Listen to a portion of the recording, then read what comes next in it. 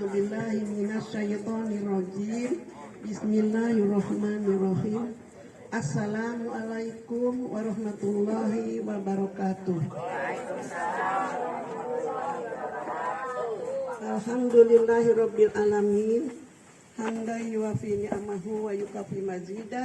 Ya Rabbana lakal hamdu kama yang bagi li jalali wa wasikal wa azimi sultani.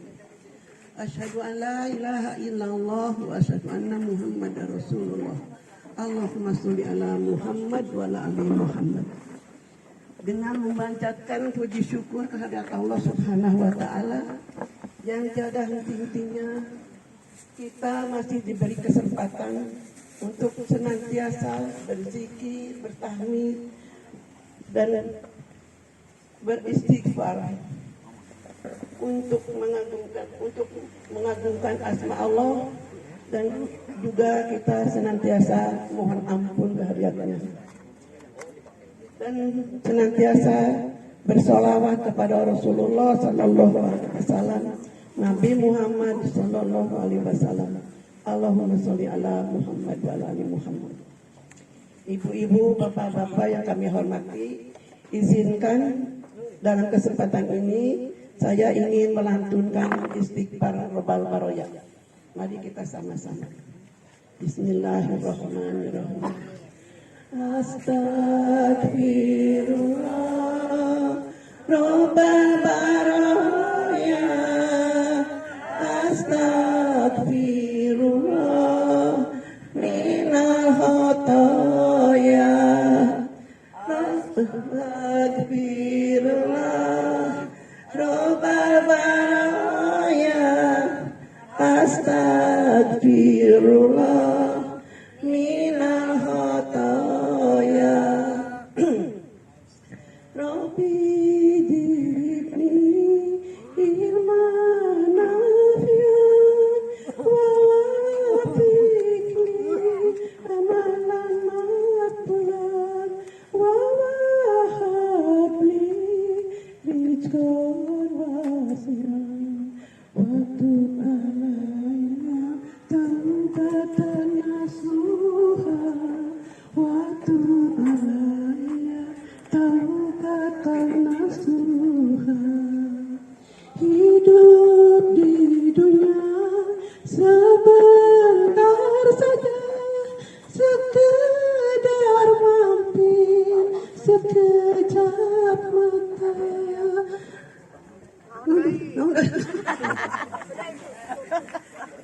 Jangan terpesona, jangan terpedaya.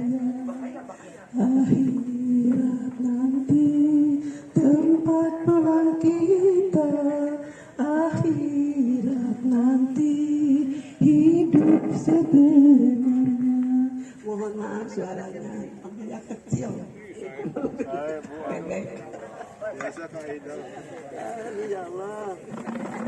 Sesuai dengan istighfar tadi, saya akan membawa judul akhirat tempat pulang kita. Ibu-ibu, bapak-bapak yang terhormat, saya sebelumnya mohon maaf apabila uraian di sini tidak berkenan atau ngalantur kan itu kadir malum lah. Saya bukan penceramah asli. Bismillahirrahmanirrahim. Kawean. Ibu-ibu, bapak-bapak, Allah Subhanahu wa taala menciptakan jin dan manusia semata-mata untuk menyembah kehadiratnya, semata kehadiratnya. Jadi tidak ada sesembahan yang lain kecuali kita menyembah kepada Allah Subhanahu wa taala. Dan siapa yang taat kepada perintahnya, maka jaminannya surga. Dan barang siapa yang ingkar atas segala perintahnya, jaminannya adalah neraka.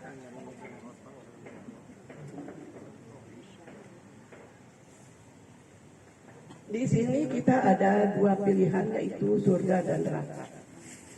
Bagi kita umat Islam, tentunya kita memilih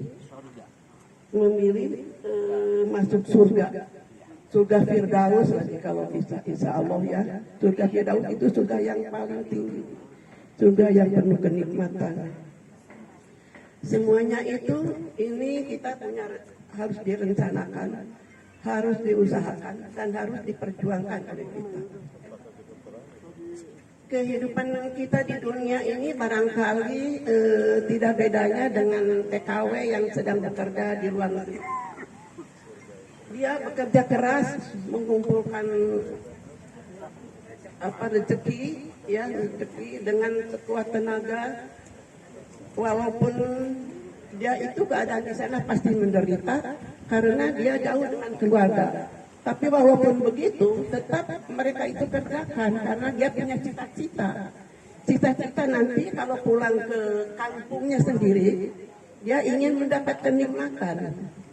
Maka dengan hasilnya yang dia dapatkan di sana, tidak dia dipakai poya-poya untuk di sana. Karena kan di sana di tempat itu, mereka itu cuma sementara. Tempat kembalinya nanti ke kampung halamannya. Maka ditransferlah hasil kerjanya itu. Kalau suaminya ya ke istrinya barangkali. Maka yang dia punya cita-cita nanti akan bikin rumah atau punya kendaraan, anak-anak keselamatan. Maka kalau pulang ke kampung halamannya dia akan merasa nyaman, merasa senang karena hasil jadi payahnya dia telah tabungkan, telah dikembalikan ke kampung halamannya dan tempat yang akan lama dia tinggal di situ.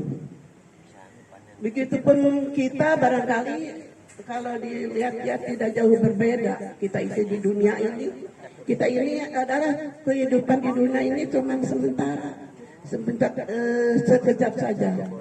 Di dunia ini adalah tempat kita bercocok tanam.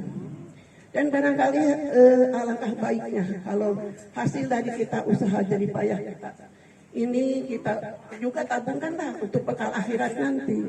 Karena di akhirat nanti itu kita juga butuh apa aja? Butuh teman.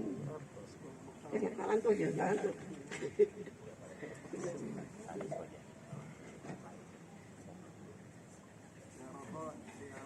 Untuk bekal nanti di kampung akhirat nanti dalam penantian yang sangat panjang. Jadi hasil usaha kita ini judulnya sebetulnya untuk bekal kita sesudah mati. Supaya nanti kita banyak yang menemani, yang menghibur, tidak lagi merasa kesendirian. Itu berapa menit? 5 menit? Siapa itu yang menemani kita? 1 Al-Quran, 2 ibadah kita, 3 amal soleh kita, 4 doa anak-anak yang soleh. Maka bersahabatlah dengan Al-Quran. Barangkali bersahabat dengan Al-Quran tidak usah saya uraikan, semuanya juga udah pada tahu bagaimana kita menyikapi Al-Quran, harus bagaimana kita bersahabat dengan Al-Quran itu semuanya udah pada tahu bagaimana caranya. Tidak usah saya uraikan di sini. Kalau kita bersahabat dengan Al-Quran, nanti akan ada seseorang yang sangat tampan, kalau ibu-ibu barangkali ya, baru bapak-bapak barangkali bidadari yang akan menemani kita dan akan menghalangi kadang malaikat itu akan menyiksa dia. Jadi orang itu akan melarang menyiksa kita karena ini adalah sahabatku. Jadi kita dekat-dekatlah dengan Al-Quran. Ya membaca, yang mendalami, yang mempraktekkan isi Al-Quran kita sebagai pedoman hidup.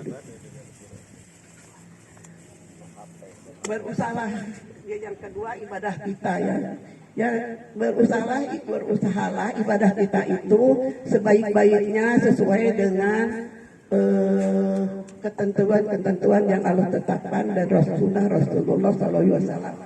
Misalnya sholat kita itu butuh tepat waktu, disuruh tepat waktu. Maka kita usahakan kita itu bisa tepat waktu kita sholat. Kita harus kalau husu itu sebetulnya susah kalau husu. Tapi minimal kita harus ada konsentrasi. Sholat itu kita harus menjurus, harus mengingat bahwa kita itu sedang berhadapan dengan Allah Subhanahu wa Ta'ala. Terus dan perbanyaklah istighfar. Terus sekarang apa? Amal soleh kita. Amal soleh kita itu yang tadi itu hasil dari payah kita itu, aset-aset kita itu kalau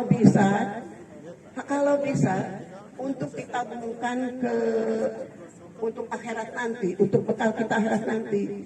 Jangan dipoya-poyakan di dunia ini. Karena apa?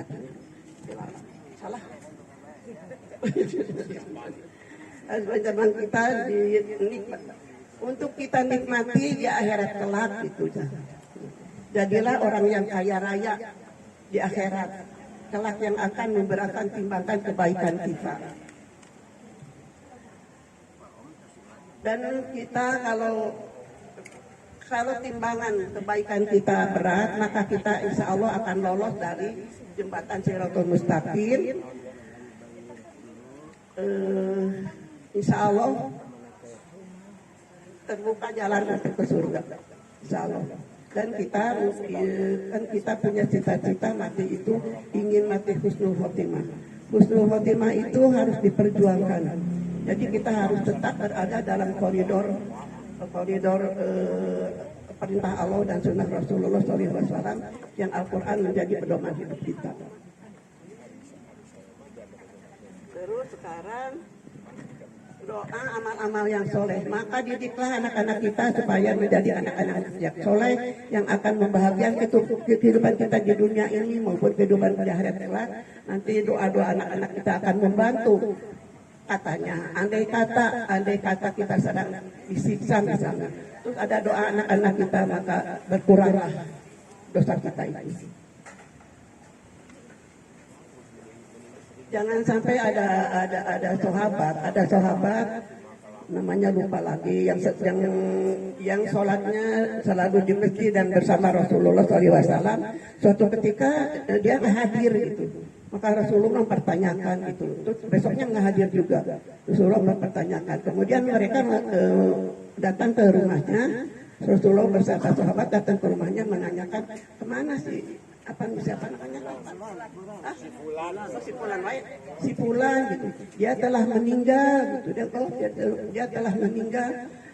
Cuman kalau waktu dia mau karate gitu menyesal kenapa tidak gitu.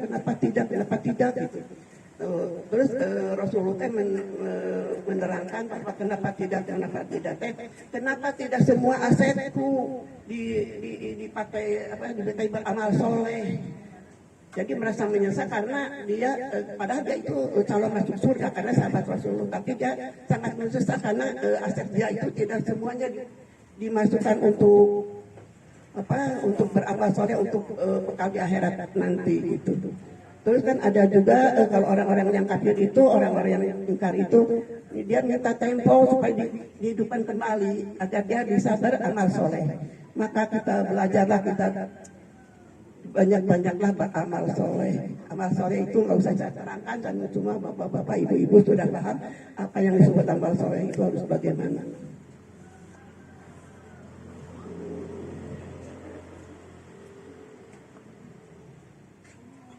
Dan untuk pelaksanaan semua itu tentu banyak godaannya, antara lain dari jin dan manusia.